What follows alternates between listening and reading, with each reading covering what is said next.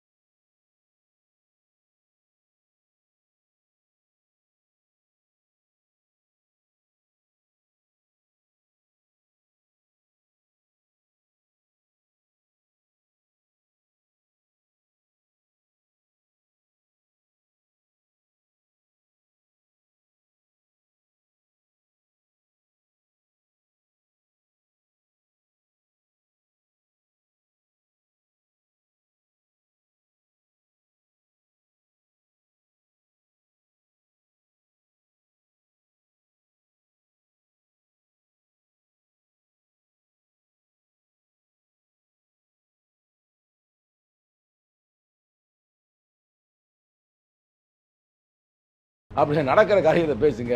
அங்கதான் ஏற்கனவே பிஜேபி இருக்குதுல, எங்க தலைவரே தெளிவா சொல்றாருல, பாமக பிஜேபி இருக்கிற கூட்டணி நாங்கள் சேர மாட்டோம்னு. அதனால என்ன அர்த்தம்னா, நிச்சயமாக தளபதி ஸ்டாலின் அவர்கள் சேர்க்க மாட்டார். கலாட்டா நேயர்களுக்கு வணக்கம். நான் சரவண ராம்குமார். இன்னைக்கு விடுதலை சிறுத்தைகள் கட்சியிலிருந்து திரு சங்கத்தமிழன் அவர்கள் இணைஞ்சிருக்காரு. அவர்கிட்ட நிறைய விஷயங்களை பேசலாம். அண்ணா வணக்கம். வணக்கம். இப்போ இந்த புதுக்கோட்டையில் நடக்கக்கூடிய சம்பவங்கள் இதெல்லாம் பார்த்துக்கிட்டு இருக்கோம். நீங்கள் நேரடியாக அந்த இடத்துக்கு போயிருந்தீங்க. அந்த வடக்காடு இல்லையா, அது என்ன நடக்குதுங்க? அதாவது கடந்த வாரம் திடீர்னு ஒரு 11:30 மணிக்கு எனக்கு ஃபோன் வருது. 11:30 மணிக்கு தொண்டர்களை போய் யாரை கூப்பிடுவாங்க, சில சங்கி பயிலும் நம்மளை திட்டுவாங்க ஃபோன் பண்ணி. அதுமாதிரி நான் ஃபோனை எடுக்கலை. திருப்பியும் அதே ஃபோன் வருது. சரி நம்ம எடுக்கணும்ல, ஏன்னா எடுத்தும்போன்னு, அண்ணே தீய வைக்கிறாங்கண்ணே, வீட்டில் ஊர்லேயே ஒரே பிரச்சனை அப்படின்னு அந்த வடகாட்டில் இருந்து எங்கள் கட்சியை சார்ந்த ஒரு தம்பி ஃபோன் பண்ணுறாரு. ஃபோன் பண்ணதுமே நாங்கள் அந்த பிரச்சனை ஆரம்பித்த உடனே இல்லை, ஏறக்குறைய நடந்து கொண்டு இருக்கின்ற அந்த தருணத்தில் உடனே நாங்கள் எங்கள் தலைவர்கிட்ட நாங்கள் செய்தியை கொண்டு போகிறோம். அப்புறம் தலைவர்கிட்டே அவங்க பேசுகிறாங்க. பேசுமே எங்கள் தலைவர் சில ஸ்டெப்ஸ்லாம் எடுக்கிறாங்க. நாங்கள் கூட்டணியில் இருக்கிறோம்ல, அப்போ சில முக்கியமான அமைச்சர்களுக்கே பேசி அதுக்கான ஸ்டெப்ஸ்லாம் எங்கள் தலைவர் எடுத்தார். நாங்கள் என்னடா அப்படி ஒரு கலவரம் நடந்துச்சு, ரொம்ப மன உளைச்சலில் இருந்தோம். சரி போய் நம்ம பார்க்குற வரைக்கும் நான் என்ன நினச்சேன்னா ஒரு சாதாரண ஏதோ ஒரு பிரச்சனையில் போய் அடிச்சிருக்காங்க அப்படின்ற மாதிரி நம்ம நினச்சிக்கிருந்தோம். ஒரு சாதாரண அடிதடி பிரச்சனை அப்படின்ற மாதிரி நம்ம நினைத்தது, அவங்க பேசுனதை வச்சு பார்க்கப்படும் பொழுது அப்படி நினச்சிக்கிருந்தோம். ஆனால் நாங்கள் உள்ளே போய் பார்த்ததுமே அதிர்ச்சி ஆயிடுச்சுங்க. நீ ஆரம்ப காலகட்டத்தில் நீங்கள் பார்த்தீங்கன்னா, இந்த ஸ்ரீலங்காவில் இலங்கையெல்லாம் நம்ம பகுதியில் தமிழர்கள் வாழ்கின்ற பகுதியை அட்டாக் பண்ணுவாங்க பார்த்தீங்களா, இராணுவம் அதே மாதிரிங்க. அந்த வீட்டுக்கு முன்னாடி ஒன்று தீ பிடிச்சி எரிஞ்சமே எல்லாம் காட்டினாங்க பார்த்தீங்களா. நம்ம படம் பார்க்கும்போது தீ பிடிச்சி எரிஞ்சானே காட்டினா, அது பக்கத்தில் இருந்த மரங்கிற எல்லாமே எரிஞ்சு போயிருக்குது. அப்படியே அந்த வீட்டுக்கு பின்னாடி அந்த ஜன்னல் வழியாக ஒரு கம்பை வச்சு குத்திருக்கிறாங்க. அது அப்படியே அந்த கம்பில் இன்னும் அப்படியே இருக்குது. போலீஸ் அந்த கேஸ் இருக்கிறனால யாரும் எடுக்கலை. அதுக்குள்ளே ஒரு தாய் ஒரு குழந்தையோடு தூங்கியிருக்கிறாங்க.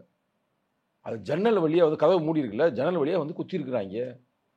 இந்த எலிகளை குத்துவாங்க பார்த்தீங்களா, கடப்பாறையை வச்சு இதெல்லாம் அந்த மிருகங்களை, அது மாதிரி ஒரு மிருகங்களை வேட்டையாடுவதை போல மனிதர்களை வேட்டையாடி இருக்கிறார்கள். சரி அதுதான் போகுது அப்படின்னு பார்த்தோன்னா, அடுத்த சில வீடுகள் நம்ம பார்க்கும்போது எல்லா வீட்டும் இது கூரை வீட்டில் தீ எரிஞ்சிருச்சு. மற்ற வீட்டில் எப்படின்னா எரிஞ்சிருக்கான அந்த சுவடுகள் இருக்குது. இப்போ பெரிய ஒரு அட்டாக் பண்ணி ஒரு வாரில் பாம்பு போட்டாங்கன்னா அது எப்படி ஒரு மாதிரியாக இருக்கும் பார்த்தீங்கன்னா பாதிப்பு, அதே மாதிரி இருக்குது. ரொம்ப கொடுமையாக இருந்துச்சு. போனவே எங்களை பார்த்ததுமே மக்கள்லாம் வந்து நம்மகிட்ட வந்து சொல்கிறாங்க விஷயங்களை, என்ன ஏது நடந்துச்சுன்னு எல்லாமே சொல்கிறாங்க. அதில் முக்கியமான அதெல்லாம் வந்து அங்கே நடந்த நிகழ்வுகளை வைத்து நான் எதையும் வந்து அளவுக்கு மீறியோ, ஏன்னா ஒரு முக்கியமான ஒரு இது நம்ம வந்து இட்டுக்கட்டியோ நம்ம பேசாமல் ஒரு அறம் சார்ந்து அங்கே நடந்த உண்மையை நான் சொல்கிறேன். அது வந்து ஏதோ வந்து கோபத்திலேயோ ஒரு தாக்கணும் அப்படின்ற எண்ணத்தில் செஞ்ச மாதிரி தெரியல. நல்ல வெல் பிளானாக நம்ம இத்தனாம் தேதி அங்கே போகணும், இப்படி இவ்வளோ பேர் இளைஞர்கள் போகணும், போகிறதுக்கு முன்னாடி அங்கே இருக்கிற டாஸ்மார்க்கில் நல்லா குடிக்கணும், நல்லா வெல் பிளான்டு. நான் அந்த நேரத்தில் அந்த நீதி அரசர்களுக்கு எனது நன்றியை தெரிவித்துக் கொள்கிறேன். என்ன ஒயிட் காலர்ஸ் வேலை பார்க்குறீங்களா? யாரை கலெக்டரை பற்றி கேட்குறாருங்க, போலீஸ் அதிகாரிகளை பற்றி கேட்குறாருங்க. உண்மையிலே வந்து நீதி வந்து இன்னும் சாகலை இந்தியாவில் அப்படின்றது இது ஒரு எடுத்துக்காட்டு. ஒயிட் காலர்ஸ் என்ன மீனிங் நினைக்கிறீங்க? அப்படியே சும்மா அமைச்சர் பெருமக்கள் என்ன சொல்கிறாங்க, அப்படியே என்ன இந்த ஆதிக்கவாதிகளுக்கு என்ன சாதகமோ அதுமாதிரி டீசெண்டாக செயல்பட்டு கொண்டு இருக்கீங்களா? ஒரு ஊரை போய் அட்டாக் பண்ணியிருக்கிறாங்க. அது எவ்வளோ பெரிய கொடுமையான செயல். நீங்களாம் எங்கே இருக்கிறீங்க? நேராக வாங்கன்னு 2 நாளைக்கு முன்னாடி நேரே கூப்பிட்டாரு. அதான் நேற்று தான் கூப்பிட்டு வார்ன் பண்ணி நீங்கள் போயிட்டு வாங்கன்றாரு. இப்போ எல்லாரும் போயிட்டாங்க. போய் இப்போ ரிப்போர்ட் போய் அவங்க கொடுப்பாங்க. அது ஒரு வகையான மகிழ்ச்சி. என்ன நடந்தது ஏது நடந்தது அப்படின்னு. ஆனால் முதல்ல எனக்கு இந்த அளவுலேயே ஆரம்பிச்சிடலாம்னா என்ன பிரச்சனை, எப்படி இது ஆரம்பிக்குது, அதன் பிறகு அதனுடைய ரூபம் என்ன, அதை பற்றி. அதாவது எப்படின்னா, நான் அந்த டாஸ்மார்க் சொன்னேன் பார்த்தீங்களா, இதுக்கு முக்கியமான காரணம் அந்த டாஸ்மார்க். அது ஒரு போதை. இன்னொரு போதை சாதி போதை. 2 போதையும் சேர்ந்து தான் அங்கே கடுமையான ஒரு தாக்குதல், சாதி வரி தாக்குதல் நடந்திருக்குது. என்ன காரணம்னா, நீங்கள் என்னுடைய ஃபேஸ்புக் திறந்து பார்த்தீங்கன்னா தெரியும், யாரும் இது வரைக்கும் போடலை, நான் யாருக்கும் பயப்படலை, தைரியமாக போட்டிருக்கிறேன். என்னன்னா, அந்த ஊரை ஒட்டிய சேரி மக்கள் வழிபடக்கூடிய ஒரு ஐயனார் கோயில் அங்கே இருக்குது. சரிங்களா? அந்த ஐயனார் கோயிலை தொடர்ந்து வந்து தலித்து பகுதியில் இருக்குது. ஆனால் எல்லா தலித்து குடியிருப்புகளும் சேரிகளும் நீங்கள் பரவலாக பார்த்தீங்கன்னா ஊருக்கு ஒதுக்குப்புறத்தில் இருக்கும். நீங்கள் பாருங்களேன், எல்லா ஊர்லேயும் பாருங்களேன், ஊருக்கு ஒதுக்குப்புறம், அதுவும் குறிப்பாக கிழக்கு பக்கம் இருக்குங்க. நான் சொல்கிற கூட 100க்கு 100 உண்மை. கிழக்கு பக்கம் ஏன் இருங்க, அந்த காலத்தில் எவ்வளோ வந்து அவங்க சாதி வரியாக இருந்தாங்க. கிழக்கு பக்கத்திலிருந்து காற்று என்னைக்குமே மற்ற பக்கத்து வீசாது. எல்லா காற்றுமே கிழக்கு பக்கம் நோக்கி தான் வீசும். அந்த காற்றை கூட அவங்க சுவாசித்த காற்றை கூட நம்ம சுவாசிக்கக்கூடாதுன்ற எண்ணத்தில் இவங்க கிழக்கு பக்கம் வச்சுருப்பாங்கன்னு பல வரலாற்றுலாம் சொல்லுவாங்கன்னு வச்சுக்கலாம். அது வேறு பிரச்சனை. ஆனால் இந்த சேரி மட்டும், வடகாடு மட்டுமே எப்படின்னா ஊருக்கு என்ட்ரன்ஸ்லேயே இருக்குது. மெயின் ரோடு போதுங்க, பைபாஸ் ரோடு போதுங்க, அந்த ரோட்டை ஒட்டியே அந்த கோயில் இருக்குது, சேரியும் இருக்குது, சேரியை ஒட்டியே போலீஸ் ஸ்டேஷன் இருக்குது. ஏன் நீங்கள் பார்த்துருக்கீங்களா போலீஸ் ஸ்டேஷன் அப்படி இருக்கிறத? போலீஸ் ஸ்டேஷன் ஊருக்குள்ளே இருக்குது. ஆனால் சேரி என்ட்ரன்ஸ்லேயே 2 என்ட்ரன்ஸ் இருக்குது. உங்களுக்கு புரியுதா? இவங்க அடிக்க வந்தவங்க இன்னொரு என்ட்ரன்ஸில் வர்றாங்க, பேக் சைடு என்ட்ரன்ஸில். நான் சொல்கிறது ஃப்ரண்ட் சைடு என்ட்ரன்ஸில் போலீஸ் ஸ்டேஷன் இருக்குது. 2 பாருங்க, ஃப்ரண்ட் சைடு என்ட்ரன்ஸில் போலீஸ் ஸ்டேஷன், பேக் சைடு என்ட்ரன்ஸில் டாஸ்மார்க்கு. 2க்கு நடுவில் ரோட்டை ஒட்டி கோயில். நான் சொல்கிறப்ப அப்படியே கற்பனை பண்ணிக்கிறேங்க. அந்த கோயில் வந்து நல்ல வந்து விலை அந்த நிலம் இருக்குதுங்களா ரொம்ப அதிகமாக நல்ல ஒரு இதுக்கு போகும். ஏன்னா மெயின் ரோட்டில் இதில் வந்து அந்த நிலத்தோட ஒட்டி நிறைய அந்த கோயிலை ஒட்டி நிறைய இடங்கள் இருக்குல்ல, அங்கே வந்து விளையாடுவார்கள் இளைஞர்கள், தலித் இளைஞர்கள். அதோடு சேர்ந்து தலித்து அல்லாத முத்திரையர் இளைஞர்கள், மற்ற சில இளைஞர்கள் வருவாங்க. இளைஞர்களுக்குள்ள எந்த பிரச்சனையும் இல்லை, புரியுங்களா? வந்து விளையாண்டு கொண்டு இருக்கும் பொழுது அங்கே இருக்கிற சில சாதி வரிகள் என்ன சொல்லியிருக்காங்கன்னா, டே இவங்களுக்கு பறையங்களுக்கு இவ்வளோ பெரிய இடம் இருக்குதா, இது தப்புடா, இந்த இடத்த நம்ம கேட்போம்டான்னு சொல்லி இவங்க அந்த இடத்த வந்து கேட்டிருக்கிறாங்க. அப்போ இது வழக்குக்கு போயிடுச்சு. வழக்கு போய் நீதிமன்றம் என்ன சொல்லிடுச்சுன்னா, இந்த குடியிருப்பு எந்த பக்கத்தில் இருக்குது, சேரி பகுதியில் இருக்குது, சேரி மக்கள் வாழ்கிறார்கள், சேரி மக்கள் வாழ்கின்ற பகுதியில் கோயில் இருக்கிறது, அது அவருடைய கோயில். அப்போ அந்த கோயிலை சார்ந்து இருக்கிற நிலமும் அது அவர்களுக்குத்தான் சொந்தம் அப்படின்னு தீர்ப்பு வழங்கிட்டாங்க. திருப்பி ரெக்கார்டாக இருக்கு, உங்களுக்கு வேணுமா தர்றேன். இது எப்போ இது நடந்தெல்லாம் பல ஆண்டுகள் ஆயிடுச்சு, 2-3 ஆண்டுகள் ஆயிடுச்சு. ஆனால் இது வந்து அவங்க மனசுக்குள்ளேயே போய்ந்து கொண்டே இருந்திருக்கிறது. இதே காரணம், மைய புள்ளியே அந்த கோயில் பிரச்சனை. எங்கள் தலைவர் ஒரு பேட்டி தெளிவாக சொல்றாருல, இதோட சாதிய வன்மம் தான் இதுதான் பிரச்சனை, வேற ஒரு பிரச்சனையும் இல்லை. இதில் வந்து இவங்களுக்கு இவ்வளோ பெரிய இடம் இருக்குது, இவங்க நம்ம அட்டாக் பண்ணோம்னா இதில் வந்து பயந்துருவாங்க அப்படின்ற மாதிரி இவர்களை பின்னாடியில் இருந்து சில சாதி வரி, நான் எல்லாரையும் சொல்ல, முத்திரையில் இருக்கிற சில நண்பர்கள் நான் போகும்போது என்னை உள்ளே கூட்டி போகிறாங்க, வாங்க தோழர்களே அப்படின்னு உள்ளே அழைத்து சொல்கிறாங்க. வடகாடுக்கு பெரிய வரலாறு இருக்குது. ஏனென்றால் வடகாட்டு தமிழ் தேசியம் அங்கே ரொம்ப ஸ்ட்ராங்காக இருக்கிற பகுதி. ஏன் மேதகு அவர்களே அந்த காலகட்டத்தில் வடகாடு வந்திருக்கிறார் என்ற வரலாறு இருக்கிறது. அப்போ அவங்க ஒரு தமிழ் தேசிய கொள்கை போல் சாதி வரி இருக்காதுல. ஆனாலும் கூட இப்போ நிகழ்காலத்தில், இப்போ குறிப்பாக இந்த காலகட்டத்தில் தருமபுரிக்கு பிறகு அண்ணா திராவிட முன்னேற்ற கழக ஆட்சி காலத்தில் தருமபுரி என்ற ஒரு கிராமம் சுற்று ஒரு 30 கிராமம் தகர்க்கப்பட்டது. தீ வைக்கப்பட்டது. அதற்கு பிறகு நீண்ட இடைவேளைக்கு பிறகு இந்த நிகழ்வு நடந்திருக்கிறது. அப்போ எல்லா நிகழ்வும் நீ ஒன்றோடு ஒன்று பொருத்தி பார்க்க வேண்டும். ஏன்னா இடையில போய் நடக்கலையில அந்த ஊர் மக்கள்கிட்ட நானே கேட்குறேன், ஏமா உங்கள் வாழ்க்கையில் ஒரு கிளவி, வயதான கிளவி, ஒரு 80-85 கிளவி இருக்குது, அந்த மாதிரி கேட்குறேன். இல்லைங்க, இது மேலே நடந்ததே இல்லைங்க. அப்போ எப்போ சாதி வன்கொடுமை நடக்குமே தவிர இது மாதிரி ஊர் ஏறி வந்துன்னா அடிச்சதே இல்லை. திடீர்னு நாங்கள் தூங்கிக்கிட்டே இருக்கிறோம். அவங்க ஒரு அம்மா சொல்லிச்சுங்க, பதிவு பண்ணுறேன், ஏதோ வார் வந்துருச்சு ஒருக்கு. ஏன்னா பாகிஸ்தானுடைய அந்த பிரச்சனை நடந்துக்கிட்டு இருக்குல்ல, நான் ஏதோ உள்ளே வந்து ஏதோ வார் நடந்துச்சு, நான் திடீர்னு தூங்கி எந்திரிக்கும் இரவில் எங்களை அப்படி தாங்க தோணுச்சு அப்படின்ற மாதிரி அவங்க பதட்டத்தை சொல்கிறாங்க. இன்னும் கொடுமையான செயல் என்னென்னா, சிறு குழந்தைகள்லாம் பயத்தில் இருக்கிறாங்க, கிட்ட வரவே பயப்படுறாங்க. அந்த மனசில் பாதிச்சு பெண்கள் இன்னும் பாதிப்பு இருக்காங்க. அந்த ஊரில் ஒரு ஆம்பளை கூட இப்போ இல்லை. நீங்கள் வேணும்னா நீங்கள் திறந்து பாருங்கள், என் ஃபேஸ்புக்கில் யார் எடுத்து போட, நான் ஃபுல்லாக போட்டிருக்கிறேன். ஒரு ஆம்பளை இல்லை. அங்கே ஏறக்குறைய 43 இளைஞர்கள் காணாமல் போயிருக்கிறாங்க. இதெல்லாம் யாருமே வெளியில் மீடியாவில் சொல்ல மாட்டாங்க. என்னாச்சு? யாரே காண, அவங்க அம்மா அப்பாலாம் அதே சொல்கிறாங்க, எங்கள் பிள்ளையை காணா அப்படின்னு. சில பேர் அதில் வந்து தலைமறைவாக இருக்கிறாங்க. ஏன்னா இவங்க மேலே வழக்கு. நல்லா கேட்டுக்கிறீங்க. இதில் கொடுமையான செயல் என்னன்னா, தீ எரித்தவன் ஒருவன், ஆனால் தீ இறைப்புக்கு காரணமான பாதிக்கப்பட்ட மேலேயும் கேஸு. உங்களுக்கு புரியுதா? மண்டே ஒருத்தர் அடைச்சு ஒடிச்சிருக்கிறாங்க, செத்து போயிட்டா நினச்சிருக்கிறாங்க. அவன் மேலே 6-7 தையல் போட்டிருக்கிறாங்க. அவன் மேலேயும் வழக்கு, அடித்தவன் மேலும் வழக்கு. நான் இதைத்தான் சொல்கிறேன் இந்த இடத்துல. நீங்கள் திராவிட மாடலை என்ன சொல்கிறீங்க? எல்லாருக்கும் எல்லாம்ன்றீங்க, ஏழை மக்களை பாதுகாப்புன்றீங்க, சமூக நீதி அரசு அப்படின்ற. இன்னைக்கு கூட தமிழக முதல்வர் வந்து ஒரு அறிக்கை கொடுத்துருக்கிறாரு. இன்னைக்கு ஆதி திராவிட பள்ளிகளில் நல்ல ஒரு வெற்றி கிடைத்திருக்கிறது, மாணவர்கள் பாஸ் ஆகிருக்கிறாங்க. இது வந்து எங்களுக்கு வந்து சமூக நீதி கிடைத்த வெற்றி, எங்கள் திராவிட மாடல் கிடைத்த வெற்றி. நான் பாராட்டுறேன், நல்ல விஷயம். ஆனால் தமிழக முதல்வர் அவர்களே, அதே கிராமங்களில் சாதி இன்னும் தூக்கி பிடிப்பது யார் என்றால் போலீஸில் இருக்கிற சில சாதி வெறியர்கள் தான். அதே நேரத்தில் அமைச்சர் பெருமக்களும், நான் நேரடியாக குற்றம் சுமத்துறேன், கூட்டம் இருக்கிறேன், நான் எங்கள் மக்களோட வழியை நான் சொல்லித்தராங்கன்னு மக்கள் என்று நேரடியாக சொல்கிறாங்க. இப்போ கூட ஒரு போட்டாவை இறக்குறாங்க. அந்த போட்டாவில் வந்து 2 பேரும் சுமூகமாகி விட்டார்கள். சரி, அதோட சூப்பர், சுமூகமாகி விட்டார்கள், அவர் சமாதானமாக போய் விட்டார்கள்னு பார்த்தா, சமாதானமான பேச்சுவார்த்தையில் தலித்து மக்கள் யாருமே இல்லை. இந்த அடிச்சவங்க அப்பா அம்மா இருக்காங்க பார்த்தீங்களா, அப்பாக்கள், அவங்க மட்டும் உட்காந்து இன்னும் சொல்லப்போனால் ஒரு குறிப்பிட்ட அமைச்சருடைய வீட்டில் பேசி அவங்களே சமாதானம் ஆகிட்டும் சொல்லி, அதை கூட நான் பாராட்டுறேங்க. சமாதானம் தான் வேணும், ஜனநாயகம் தான் வேணும். ஆனால் அதில் அடுத்த ஒரு வரி போட்டிருக்கிறாங்க, அந்த பிரச்சனைக்குள்ள நிலத்தை இருவரும் பயன்படுத்தக்கூடாது என்று முடிவெடுக்கப்பட்டது. நீ படிக்க, எவ்வளோ பெரிய அயோக்கியத்தனம்ங்க, எவ்வளோ பெரிய அயோக்கியத்தனம். இடத்துக்கு தான் பிரச்சனையை இப்போ இவங்களே தீர்வு பண்ணுறாங்கன்னா, இந்த இடத்தை வந்து இருவரும் வந்து பாதுகாக்கக்கூடாது. நாங்கள் போய் உள்ள விடலைங்க, நான் உள்ளே அங்கே போய் பார்க்குறேன். இந்த கோயிலை ஃபுல்லாக போலீஸை போட்டுருக்குறாங்க. இல்லை, நீ உள்ளே வரக்கூடாது, போலீஸ் இங்கே வந்து பாதுகாக்கப்பட்ட பகுதி. எவ்வளோ பெரிய அயோக்கியத்தனம். அடிக்கிறத அடிப்பீங்க, தீ வைக்கிறத வைப்பீங்க. அங்கே இருக்கிற இளம் பெண்களை கேவலமாக பேசி, நான் சொல்ல முடியாது, பெண்களை வந்து கேவலமாக பேசியிருக்கிறாங்க கெட்ட வார்த்தையில். உங்கள் கூட்டணி தானே, நீங்கள் தானே கேட்டு இந்த நீதி இதுக்கான ஒரு தொடர்ந்து வலியுறுத்துறவங்க. தமிழக முதல்வர்னாலேயே கட்டுப்படுத்த முடியாத சாதி வெறியர் உருவாகியிருக்காங்க. எங்களுக்கு பயமாக இருக்குங்க. அவர் எங்கள் தலைவர் போய் சந்திக்கும் போது அவர் சொல்கிறார் கிளீனாக, நான் வந்து இந்த பிரச்சனையை சால்வ் பண்ணுறேன், ஒன்றும் பயப்படாதீங்க அப்படின்னு. ஆனால் குறிப்பாக அந்த புதுக்கோட்டை பகுதியில் தொடர்ந்து இந்த வன்கொடுமை நடக்குது. அதே நாங்கள் சொல்கிறோம்ல, புதுக்கோட்டை மாவட்டத்தை சாதிய வன்கொடுமை பகுதியாக அறிவிக்க வேண்டும் என்று சொல்லுகிறோம். இன்னொன்று சொல்கிறேன் வச்சு, நீ கூட்டணின்னு சொல்கிறீங்க, அதை சொன்னீங்கன்னா அது சர்ச்சையானாலும் ஆகும், இருந்தாலும் கவலை இல்லை. நாங்கள் வழியை பாதிக்கப்பட்டிருக்கிறோம். எங்கள் தீ எரிஞ்சு போச்சு, 4-5 காரை எரிச்சு விட்டாங்க, சின்ன வண்டியெல்லாம் எரிச்சு விட்டாங்க, இன்னும் பெண்கள்லாம் பயந்து போயிருக்கிறோம். அப்போ உண்மை சொல்லித்தராங்கன்னு நாங்கள் ஆர்ப்பாட்டம் நடத்துறதா போன வாரம் முடிவு பண்ணோங்க தலைவர் தலைமையில். என்ன ஆர்ப்பாட்டம்னா, அந்த கோயிலை வந்து மக்கள் பயன்படுத்துவதற்கு நீங்கள் அதை ஓப்பன் பண்ணி விடுங்க, அது பாதிக்கப்பட்டவங்களுக்கு அவங்களுக்கான நிவாரணங்களை வழங்குங்கள். யாரெல்லாம் இதற்கு முக்கியமாக இருந்தார்கள் என்றால் அப்படின்றது எங்களுக்கு ஒரு லிஸ்ட் இருக்குது. ஏன்னா 300 பேர் வந்துருதுல, அவங்க வெறும் 12 பேரை கைது பண்ணியிருக்கிறாங்க. இப்போ மிச்ச பேரில் எங்கே, இதை தூண்டி விட்டது யார், எல்லாம் நாங்கள் வந்து சொல்லுவதற்காக நாங்கள் ஒரு ஆர்ப்பாட்டம் அறிவித்தோம். ஆனால் அந்த ஆர்ப்பாட்டத்திற்கு புதுக்கோட்டையை சார்ந்த அந்த போலீஸ் அதிகாரிகள் எங்களுக்கு கொடுக்கல, பெர்மிஷன் கொடுக்கலங்க. ஆனால் நேற்று நாங்கள் நீதிமன்றம் போனோம், நீதிமன்றம் கொடுத்துருச்சு.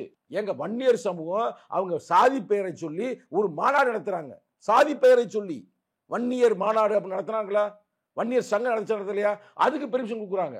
ஆனால் நாங்கள் வந்து பாதிக்கப்பட்டு இருக்கிறோம், எங்களுக்கு சிக்கல் உருவாகி இருக்குது. அப்போ எங்களுக்கு ஒரு அங்கே கண்டன ஆர்ப்பாட்டம் நடத்தணும், எங்களுக்கு கொடுக்கல. இன்னைக்கு நீதிமன்றம் கொடுத்துருச்சு. உங்களுக்கு நான் தெரியாமல் தான் கேட்குறேன். இப்போ நீதிமன்றம் கொடுத்த பிறகு நீங்கள் என்ன பண்ணி தூக்குப்பிடி சாவீங்களான்னு கேட்குறேன். எனக்கு நேரடியாக கேட்குறேங்க.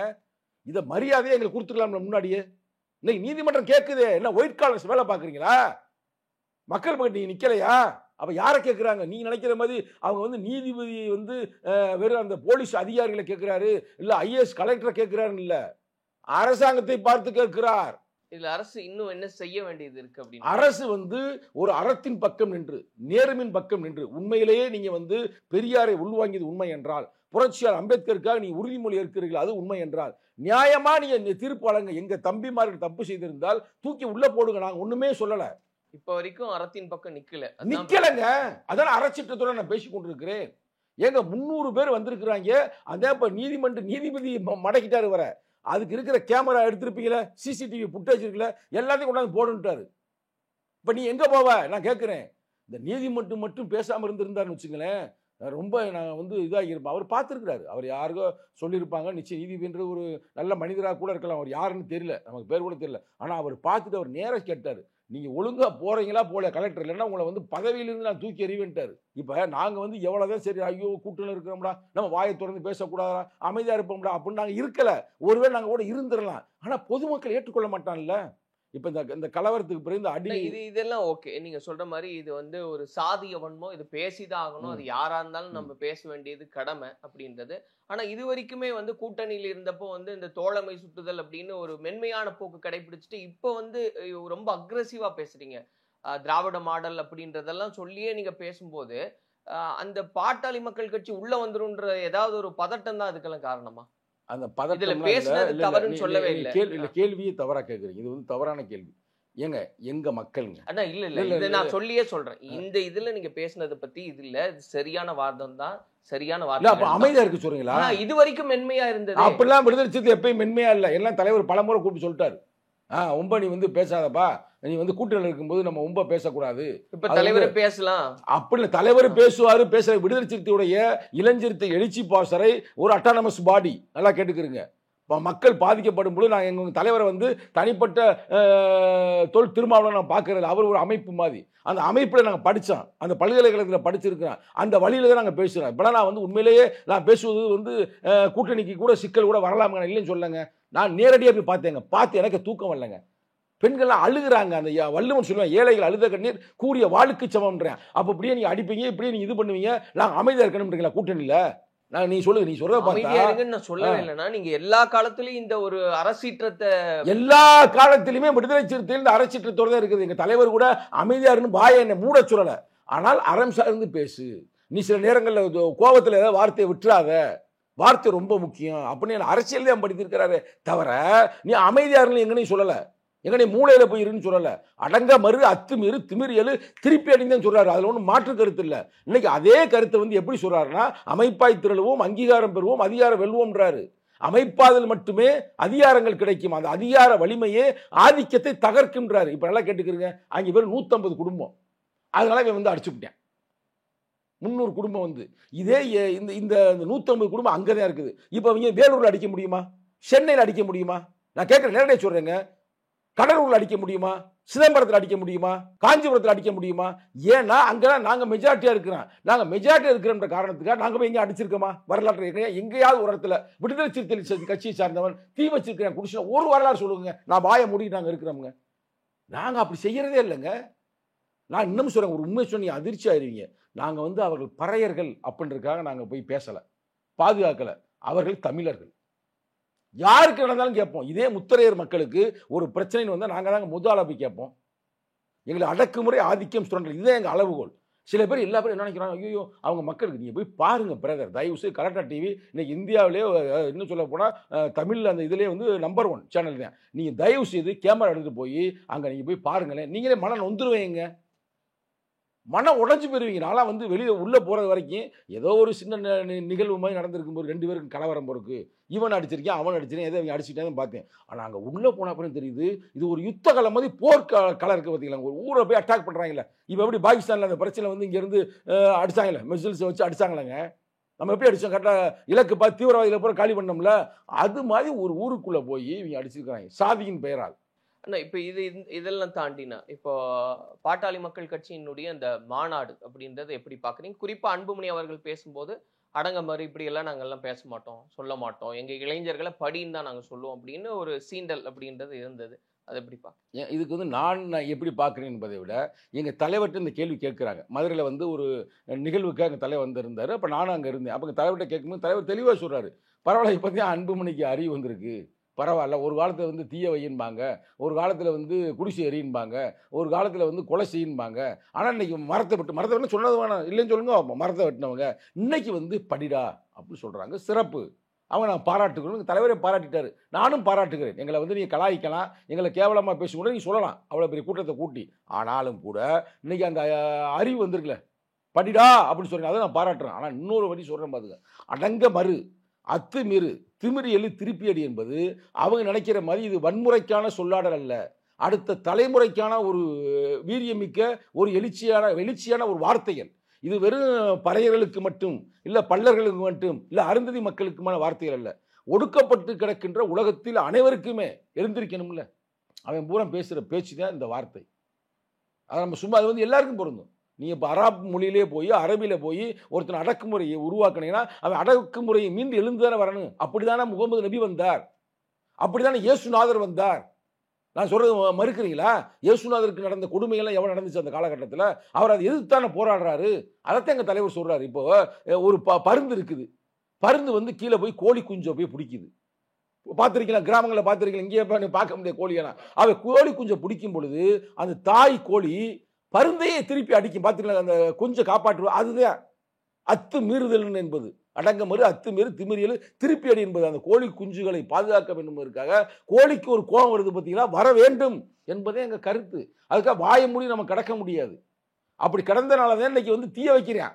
ஊருக்குள்ளே வந்து நல்லா யோசிச்சு பாருங்க, ஒரு கிராமத்தில் இந்த காலத்திலையும் குடிசை ஒரு வீடு இருக்குன்னா அப்போ அவன் பொருளாதாரம் எப்படி இருக்கும்? அந்த குடிசைக்குள்ளே போய் நீங்கள் பாருங்க, அவன் என்ன பொருளாதாரம் வச்சிருக்க போகிறேன்? அதை எரிச்சு அங்கே வச்சிருந்த ஒரு நகையை திருடிட்டு போயிட்டாங்க. அந்த அம்மா சொல்லுதுங்க, ரெக்கார்டு இருக்கு, நகையை திருட்டு போயிட்டாங்க. பணமெல்லாம் எரிஞ்சு போனால் கண்ணால் பார்த்தேன், டிவிலாம் எரிஞ்சு போயிருக்குது குடிசை வீட்டுக்குள்ளே. இப்போ நீங்கள் நல்லா நம்ம குடிசையை வந்து நம்ம பார்த்துருக்க மாட்டோம். ஆனால் அவன் குடிசைக்குள்ள இருக்கக்கூடிய மனித வாழ்க்கை அவனுக்கு தானே தெரியும். இப்போ நமக்கு செய்திங்க, நம்ம ஒரு செய்தியாக பேசுகிறோம், பாதிக்கப்பட்டவனுக்கு தானே வலி. அப்போ அந்த வலியை வந்து திருப்பி அடிக்கணும்ல, அதுதான் எங்கள் தலைவர் சொல்லியிருக்காரு. அப்போ அது கூட புரியலன்னா எனக்கு ஒரு சந்தேகமாக இருக்குது. அவர் உண்மையிலே வந்து எம்பிபிஎஸ் வந்து படித்து வாங்கினார். ஏன்னா அவங்க அப்பா வந்து டாக்டராக இருந்து ஊசி போட்டது 2 ரூபா 3 ரூபாய்க்கு பண்ணதான் நமக்கு தெரியும். அதெல்லாம் வச்சு தான் அவருக்கு வந்து தமிழ் குடிதாங்கின்ற பட்டம் எங்கூர் மதுரை மாவட்டம் மேலூரில் தான் எங்கள் தலைவர் கொடுத்தாரு. ஆனால் இவர் வந்து ஏன்னா நான் டாக்டரை வேலை பார்த்தே நான் பார்த்தது இல்லை, எனக்கு ரொம்ப டவுட்டாக இருக்குது பிரதர். அவர் இதில் கூட எழுதியிருப்பார், ஒரு இதை போட்டிருப்பார், அவருடைய சின்னத்தை போட்டிருப்பார். இதெல்லாம் பார்க்கும்போது ஒரு படித்த ஒரு டாக்டருக்கான ஒரு சொல்லாடலோ பேச்சு இருப்பதை போல் தெரியவில்லை. அதனால தான் அப்பாவே சொல்கிறார், டே ஒழுங்காக இருக்கனால கடலை தூக்கி போட்டுரு. யாரை சொன்னார் நினைக்கிறீங்க? பொதுவாக சொன்னார். இன்னும் இப்போ நம்ம பேசி கொண்டிருக்க இந்த தருணத்தில் மாவட்ட செயலாளர் கூட்டத்தை கூட்டிருக்காரு ஐயா. நான் இந்த நேரத்தில் இன்னொரு பெரிய விஷயம் ஐயா நான் பாராட்டுறேங்க. ஐயா இவ்வளவு நாள் கொஞ்சம் இடையில ஆரம்பத்தில் புரட்சியாளர், அதில் மாற்று கருத்து. நான் சும்மாலாம் ஒரு மனுஷனை வந்து சொல்ல மாட்டேன். ஆரம்பத்தில் நாங்களாம் அவரை பார்த்து வளர்ந்தாள். எங்கள் தலைவரே சொல்லுவார், அவருடைய பேச்செல்லாம் பாருப்பா எவ்வளவு அறிவுபூர்வம் பேசி. எனக்கு தலைவர் சொல்லியிருக்காருங்க, என் வீட்டுக்கே கூட்டி போயிருக்காரு. அவங்க வீட்டுக்கே ஐயாவே நாங்கள் நேருக்கு நேரம் பார்த்துருக்குறோம்.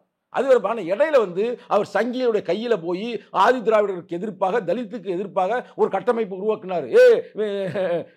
கண்ணாடி மாட்டிட்டு வர்றேன், கூலிங் கிளாஸ் மாட்டி வர்றேன், டிஷர்ட் மாட்டி வர்றேன், ஜீன்ஸ் மாட்டி வர்றேன், எங்கள் பெண்களை பூரா வந்து இது பண்ணுறேன் அப்படின்னு ஒரு தவறான சொல்லாடலை பயன்படுத்தினார். ஆனால் இன்னைக்கு திருந்தி, உண்மையை சொல்கிறேங்க, திருந்தி இன்னைக்கு வந்து ஏன்டா ரியலைஸ்ட் பண்ணுவீங்களா?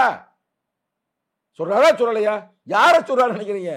4 மொபைல் வச்சுட்டு தெரிவியா, 8 மொபைல் வச்சுட்டு தெரிவியா? அவங்க மயனத்தாங்க சொல்றாரு, அதெல்லாம் மாற்று கருத்து இல்லை. ஆனால் உண்மையிலே அந்த நேரத்தில் பாராட்டுறேன். ஆனால் அந்த இன்னைக்கு போட்ட அந்த அவருடைய மாவட்ட செயலர் கூட்டத்திற்கு பாதி பேர் வரலையா, பாதி பேர் வரல. ஆனாலும் கூட அவர் தைரியமாக பேசுகிறாரு. ஆனால் அவரை வந்து ஒன்றும் குறை சொல்லலை.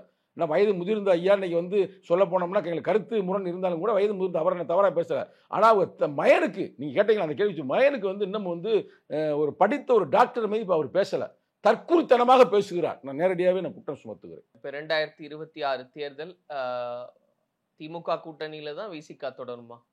ஐயா இதில் வந்து எந்த வேணா மாற்று கருத்தும் இல்லை. நாங்கள் வந்து நிச்சயமாக திராவிட முன்னேற்ற கழகம் கூட்டணி தான்.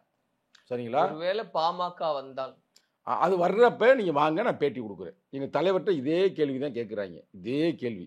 அந்த நான் எப்படி பொருத்தி பார்க்குறேன்னா, இப்போ பொருத்தி பார்த்து இப்போ யதார்த்தமாக பார்த்தேன், இதில் வேறு வந்துச்சு. மேதகு அவர்கள் வாழ்ந்த காலத்தில் அவர் வந்து எல்லா பத்திரிகையாளரும் ஒரு கேள்வி கேட்குறாங்க. அந்த கேள்வியில் என்ன கேள்வி கேட்குறாங்கன்னா, உங்களை வந்து இன்டர்போலில் உங்களை பிடிச்சி போடலாம்னு கேட்குறாங்க. என்னங்க அப்படின்னு அவர் சிரிச்சுக்கிட்டு அப்படி நடக்கிற காரியத்தை பேசுங்க அப்படின்னு அவர் சொல்கிறார். அது வந்து ஒரு சாதாரண இல்லை, அது செயலுக்கான ஒரு வார்த்தை. அதே மாதிரி எங்கள் தலைவர் ஒரு 4 நாளைக்கு முன்னாடி கேட்குறாங்க, இதே கேள்வி கேட்குறாங்க, என்னங்க இப்படி வந்துருச்சு என்னங்க அப்படின்னு. எங்கள் தலைவர் அதே செயலை சிரிச்சிட்டு அவங்க வர்றப்ப பார்த்துக்குருவோங்க அப்படின்றாரு. அதனால் வந்து என்ன அர்த்தம்னா, நிச்சயமாக தளபதி ஸ்டாலின் அவர்கள் சேர்க்க மாட்டார். அவரே ஒன்று சொன்னார், என்னை சில பேர் தவறான செய்திகளை வந்து பரப்புகிறாங்க, இங்கே பாமக வரப்போகுது அப்படின்ற மாதிரி. அப்படிலாம் இல்லை சொன்னாரா சொல்லலையா? நாங்கள் சொல்ல அவரே சொல்லிட்டார்ல. அவருக்கு எங்களை விட நல்லா தெரியுமுங்க. அவர் வந்து சமூக நீதி கோட்பாட்டில் இங்கே சாதியை ஒழிக்கிறதுல அவர் தெளிவாக இருக்கிறார். இல்லைன்னா இன்னைக்கு இந்த அறிக்கையை கொடுக்க மாட்டார்ல. உங்களுக்கு புரியுதா? ஆனா அவர் கீழே வேலை பார்க்கிற அமைச்சர் நீதி கோட்பாட்டுல சரியா இருக்காரு அப்படின்னு சொல்றீங்க. இப்ப இந்த பிரச்சனையில வந்து அரசாங்கம் சாதி வரி பிடிச்சிட்டுறாங்க. நான் அதுதாங்க சொல்றேங்க. அவர் கருத்தையுமே பேசுறீங்க. இல்ல அவருக்கு செய்தி காட்ட கொண்டு போறேன்னு தெரியலையே. அவர்கிட்ட போய் என்ன சொல்லியிருப்பாங்கன்றீங்க?